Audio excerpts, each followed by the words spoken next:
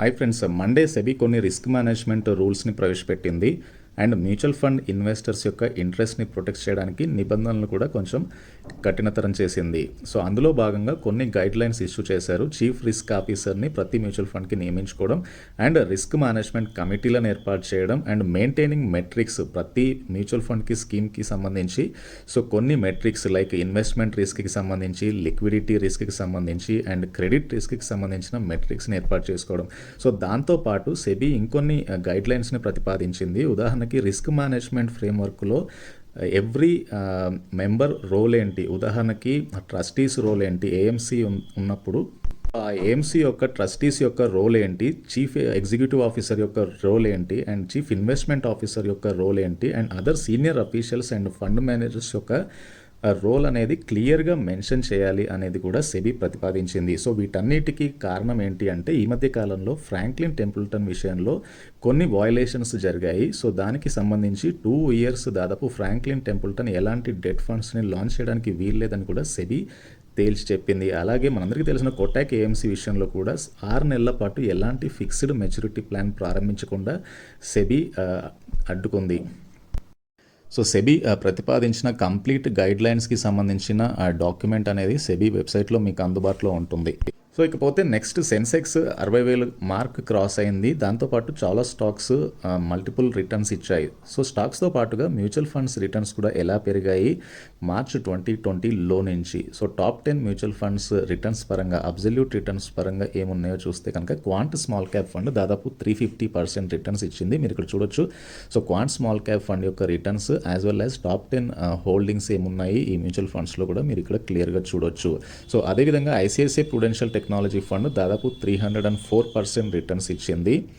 And బేసికల్గా అవి hold చేస్తున్న కంపెనీస్ యొక్క పర్ఫార్మెన్స్ అనేది పెరగడము, ఉదాహరణకి like LNT Infotech, Wipro, HCL technologies యొక్క షేర్స్ గణనీయంగా పెరగడం అనేది ఐసిఐసిఐ ప్రుడెన్షియల్ టెక్నాలజీ ఫండ్ రిటర్న్స్కి కారణమైంది. అదేవిధంగా Aditya Birla SL digital India fund దాదాపు 254% రిటర్న్స్ ఇచ్చింది. వాటికి సంబంధించి పోర్ట్ఫోలియో కూడా మీరు ఇక్కడ చూడొచ్చు పక్కనే. అదేవిధంగా Tata digital India fund 248% returns ఇచ్చింది. క్వాంట్ ట్యాక్స్ ప్లాన్, సో ముఖ్యంగా క్వాంట్ మ్యూచువల్ ఫండ్ హౌస్ నుంచి Quant small cap, Quant tax plan, Quant active fund, so దాదాపు 3 ఉన్నాయి అవుట్ ఆఫ్ టాప్ 10లో అబ్జల్యూట్ ప్రాఫిట్స్ విషయంలో బెస్ట్గా పర్ఫామ్ చేసిన కేటగిరీ నుంచి. So Tata digital fund 248% returns ఉన్నాయి. దానికి సంబంధించి పోర్ట్ఫోలియో కూడా మీరు ఇక్కడ పక్కనే చూడొచ్చు. సో ఆల్ మేజర్ కంపెనీస్ ఎప్పుడు కూడా టెక్నాలజీ బేస్డ్ మ్యూచువల్ ఫండ్స్ అన్నీ కూడా సో బెస్ట్ కంపెనీస్లోనే ఇన్వెస్ట్ చేస్తున్నాయి ఐటీకి సంబంధించి. So Quant tax plan 248% returns ఉన్నాయి. దానికి సంబంధించిన పోర్ట్ఫోలియో మీరు ఇక్కడ చూడొచ్చు. And one of the best అని చెప్పుకోవచ్చు ఈక్విటీ లింక్డ్ సేవింగ్ స్కీమ్స్లో. సో ఈఎల్ఎస్ఎస్ స్కీమ్స్ కేటగిరీకి సంబంధించి. అండ్ క్వాంట్ యాక్టివ్ ఫండ్ విషయానికి వస్తే కూడా 230% రిటర్న్స్ ఇచ్చింది మ్యూచువల్ ఫండ్. సో వీటితో పాటుగా PGIM India mid cap opportunity fund, so ఈ ఫండ్ కూడా దాదాపు 227% రిటర్న్స్ ఇచ్చింది ఈ ఇయర్లో. సో బేసికల్గా ఈ ఫండ్ పక్కన మీరు పోర్ట్ఫోలియో చూస్తే కనుక so one of the best పోర్ట్ఫోలియోనే చెప్పుకోవచ్చు సో మిడ్ క్యాప్ స్పేస్లో. అదేవిధంగా Nippon India small cap fund కూడా దాదాపు 221% రిటర్న్స్ ఇచ్చింది. సో బెంచ్ మార్క్తో కంపేర్ చేసుకున్నప్పుడు వాటి రిటర్న్స్ ఎలా ఉన్నాయో మీరు గ్రాఫికల్ రిప్రజెంటేషన్లో చూడొచ్చు.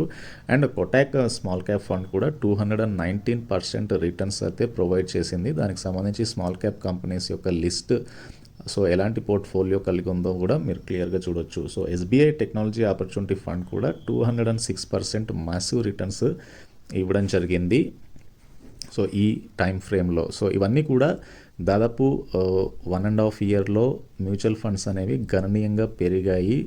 సో స్టాక్ మార్కెట్స్లో పెరుగుదల కారణంగా దాని యొక్క రిజల్ట్స్ అనేది మనం ఇక్కడ క్లియర్గా చూడొచ్చు. సో ఇంకొక అప్డేట్ ఫండ్ ఆఫ్ ఫండ్స్కి సంబంధించి HDFC developed world index fund. So ఇది ఫండ్ ఆఫ్ ఫండ్స్ అంటే బేసికల్గా సో ఒక మ్యూచువల్ ఫండ్ ఇంకొక మ్యూచువల్ ఫండ్కి సంబంధించి ఫండ్స్లో ఇన్వెస్ట్ చేయడము. సో ఈ ఒక్క ఫండ్ ద్వారా దాదాపు 5 రీజన్స్ 23 డెవలప్డ్ మార్కెట్ కంట్రీస్కి ఎక్స్పోజర్ వస్తుంది. అలాగే 1500+ కాన్స్టిట్యూయెంట్స్ మార్కెట్ పార్టిసిపెంట్స్, అదేవిధంగా 14 different currencies, 56% global GDP coverage, అంతేకాకుండా 50% వరల్డ్ మార్కెట్ క్యాపిటలైజేషన్ని ఈ ఒక్క ఫండ్ ద్వారా ఇన్వెస్టర్స్ కవర్ చేసే ఛాన్స్ ఉందట. సో ఈ ఫండ్ బేసికల్గా క్రెడిట్స్ ఇండెక్స్ ఫండ్స్ అండ్ ఈటీఎఫ్స్లో ఇన్వెస్ట్మెంట్స్ లేదంటే పెట్టుబడి పెడుతుంది. సో ఇది బేసికల్గా ఎంఎస్సిఐ వరల్డ్ ఇండెక్స్ పనితీరుని ట్రాక్ చేస్తుంది. సో ఈ ఫండ్ ఇన్వెస్టర్స్కి డెవలప్డ్ కంట్రీస్లో ఇన్వెస్ట్ చేయడానికి ఒక బెస్ట్ ఆపర్చునిటీని ప్రొవైడ్ చేస్తుంది అని హెచ్డిఎఫ్సి ఏఎంసీ చెప్తుంది. అండ్ ఇండియన్ మార్కెట్ బేసికల్గా లో కోరిలేషన్తో కూడుకున్న రిటర్న్స్ అందిస్తుంది వరల్డ్ మార్కెట్స్తో లేదంటే అదర్ డెవలప్డ్ మార్కెట్స్తో పోల్చుకుంటే. సో వాటన్నిటిని బేస్ చేసుకొని ఒక గ్రోత్ ఆపర్చునిటీ కలిగిన ఎఫ్ఓఎఫ్గా వీళ్ళు ఏఎంసీ చెప్తున్న దాని ప్రకారం మనం అర్థం చేసుకోవచ్చు. సో ఎంఎస్సిఐ బేసికల్గా మీరు ఇక్కడ చూస్తుంటే కనుక వాటి యొక్క కాన్స్టిట్యుయెన్స్ ఏంటి, ఎలాంటి కంట్రీస్, ఎలాంటి మార్కెట్స్, అదేవిధంగా ఎలాంటి పోర్ట్ఫోలియో హోల్డింగ్స్ని కలిగి ఉందో కూడా మనం ఇక్కడ క్లియర్గా చూడొచ్చు. So MSCI stands for Morgan స్టాన్లే capital international. So దానికి సంబంధించి వరల్డ్ ఇండెక్స్కి సంబంధించిన కాన్స్టిట్యుయెంట్స్ మీరు ఇక్కడ చూస్తున్నారు. Apple, Microsoft, Amazon, Facebook, Tesla కానివ్వండి, జాన్సన్ అండ్ జాన్సన్ కానివ్వండి. సో ఇవన్నీ కూడా top 10 companies. So best exposure ఉన్న కంపెనీస్ ఇవి వరల్డ్ వైడ్గా. సో కంట్రీ వైడ్ కూడా మీరు ఇక్కడ చూస్తున్నారు. యూఎస్ఏ చూడొచ్చు, జపాన్ చూడొచ్చు, యునైటెడ్ కింగ్డమ్ చూడొచ్చు, ఫ్రాన్స్ చూడొచ్చు. అండ్ ఇట్ సైడ్ మీరు సెక్టర్ వెయిట్స్, ఐటీ సెక్టర్ కానివ్వండి, కన్జ్యూమర్ డిస్క్రిషనరీస్ కానివ్వండి. సో అలా డిఫరెంట్ సెక్టర్స్ వాటి యొక్క పర్సంటేజ్. సో ఈ ఫండ్ యాక్చువల్గా లాంచ్ చేసింది September 17th and October 1st is the end date. Thank you for watching this video. For more updates, please subscribe to my channel. Thank you.